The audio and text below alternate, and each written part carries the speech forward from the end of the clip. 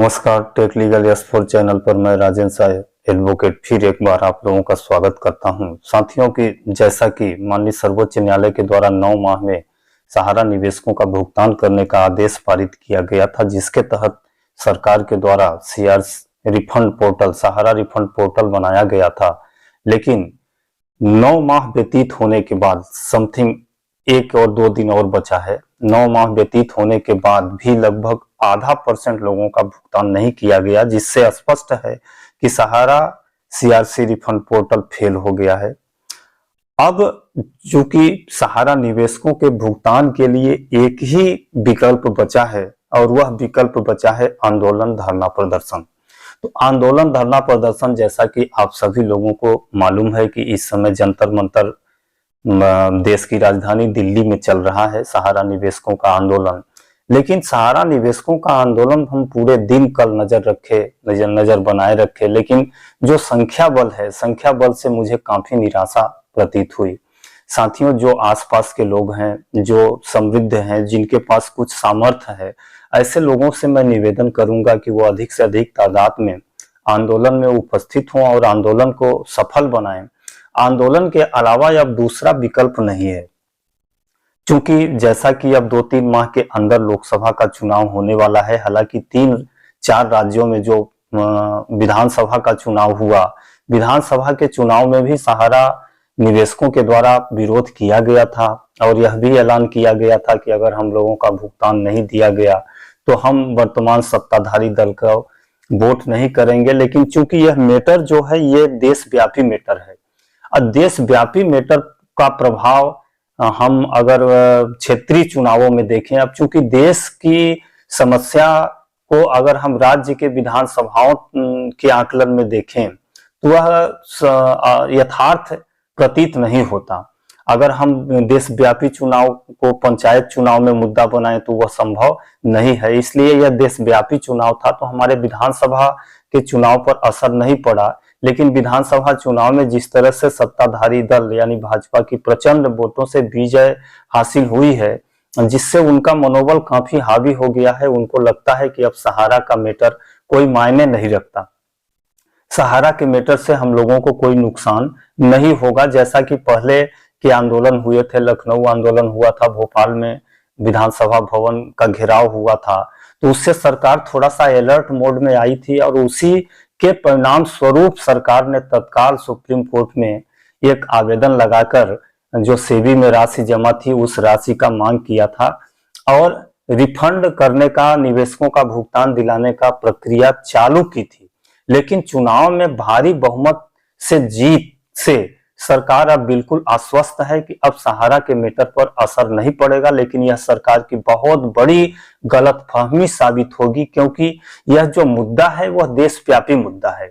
सहारा निवेशकों का भुगतान पूरे देश का समस्या है। तो अब ये जो देश का चुनाव हो रहा है, लोकसभा चुनाव हो रहा है, लोकसभा चुनाव में निश्चित रूप से सरकार पर असर पड़ेगा और क्योंकि संख्या बल एकत्रित नहीं है जिससे सरकार इसको नजरअंदाज कर दे रही है, तो मैं आंदोलनकारियों से निवेदन कर रहा हूं कि अब इस तरह के आंदोलन से कुछ होने वाला नहीं है।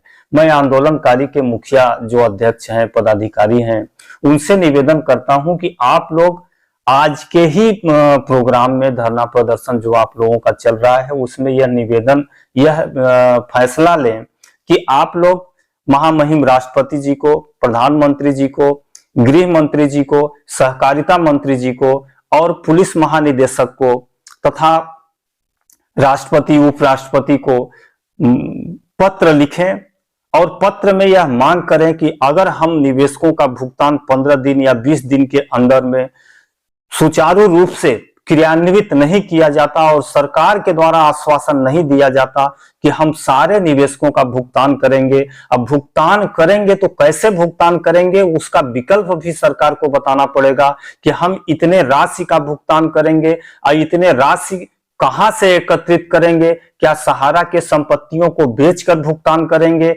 या कि हम लोन लेकर भुगतान करेंगे? अब भुगतान करेंगे तो क्या ब्याज सहित भुगतान करेंगे?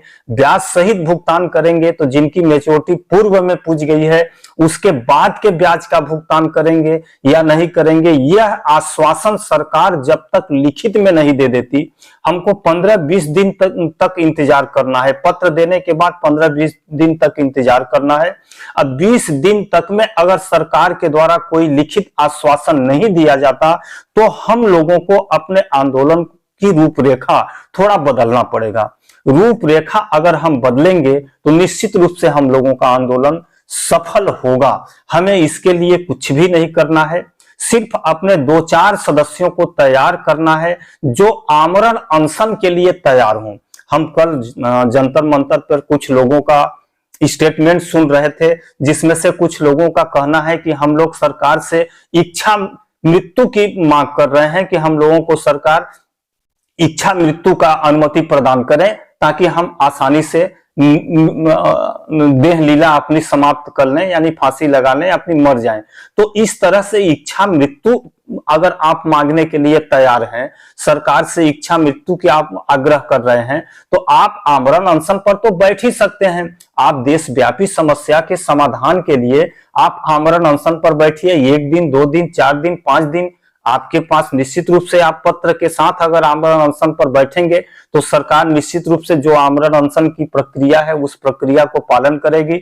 सरकार निश्चित रूप से आप से समाधान करने का प्रयास करेगी, आपके बातों को सुनने का प्रयास करेगी। आज दिन तक तो जितने भी आंदोलन हुए हैं उन आंदोलनों में सरकार आपके बातों को सुनने तक को तैयार नहीं है। सरकार का कोई नुमाइंदा आज दिन तक आप लोगों के आंदोलन में नहीं पहुंचा है और नहीं सरकार के द्वारा कोई आश्वासन ही दिया गया है। जितने भी आंदोलन पहले 2-3 आंदोलन हुए, लेकिन 2-3 आंदोलन भी फ्लॉप रहे और इस बार का भी आंदोलन का वही भी हार्स होने वाला है जो पहले का आंदोलन का हार्स हुआ था। यानी कि इस आंदोलन में भी कोई निश्चित परिणाम हम लोगों को मिलने वाला नहीं है, ऐसा प्रतीत हो रहा है। तो मैं आंदोलनकारियों से निवेदन करना चाहता हूं कि आप लोग आमरण अनशन की तैयारी करें। अगर आप आमरण अनशन पर बैठ जाएंगे, सरकार जहां भी जगह हमको मुहैया कराए हम उसी जगह पर आमरण अनशन पर बैठने के लिए तैयार हैं। हम आमरण अनशन बैठेंगे। जब आमरण अनशन आप बैठेंगे तो निश्चित रूप से इसका प्रचार प्रसार पूरे देश में होगा और पूरे देश के जो समर्थक हैं, जो निवेशक हैं, जो कार्यकर्ता हैं, जो ठगी पीड़ित जमा करता है, जिनका पैसा लेके चिट फंड कंपनियां भग गई हैं, फरार हो गई हैं, हालांकि इन सब की जिम्मेदारी सरकार के ऊपर है। सरकार को उन लोगों को न्याय दिलाने की जिम्मेदारी है कि किसी भी व्यक्ति के साथ इस तरह का फ्रॉड न हो। फ्रॉड रोकने की भी जिम्मेदारी सरकार की है। अगर सरकार इस तरह का फ्रॉड नहीं रोक पा रही है तो उसकी भरपाई करने की भी जिम्मेदारी सरकार की है। तो निश्चित रूप से अगर हम आमरण अनशन पर बैठेंगे तो हमारा आंदोलन सफल होगा और सरकार को झुकना पड़ेगा। सरकार चुनाव के पहले झुकेगी, सरकार लिखित आश्वासन देगी। अब लिखित आश्वासन के अलावा हम लोग अपने आंदोलन को बंद न करें, यह हमारा निवेदन है। कृपया आप लोग इस वीडियो को शेयर करें ताकि यह वीडियो जो भी आंदोलन के कर्ता धर्ता हैं, जो अध्यक्ष सचिव हैं, उन तक यह वीडियो पहुंच जाए ताकि वह समय रहते इस रणनीति को अपनाएं और इस रणनीति के तहत उन लोगों का आंदोलन निश्चित रूप से सफल होगा। और जिस तरह से अन्ना हजारे का आंदोलन 2014 में सफल हुआ था और अन्ना आंदोलन के परिणाम स्वरूप ही सत्ता परिवर्तन हुआ था, और उतना ही नहीं बल्कि दिल्ली में एक नया हम लोगों को नेता, जो राष्ट्र स्तर का नेता मिला, ऐसे नेता का भी उद्भूत हुआ था उस आंदोलन से।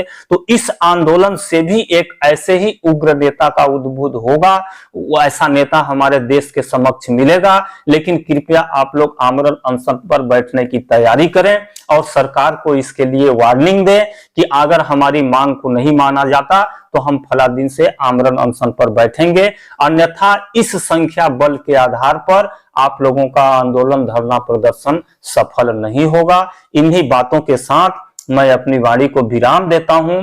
एक अन्य विकल्प भी है सहारा निवेशकों के भुगतान के लिए। उस विकल्प के बारे में हम आप लोगों से कल रूबरू होंगे। तब तक के लिए मुझे आज्ञा दीजिए। नमस्कार।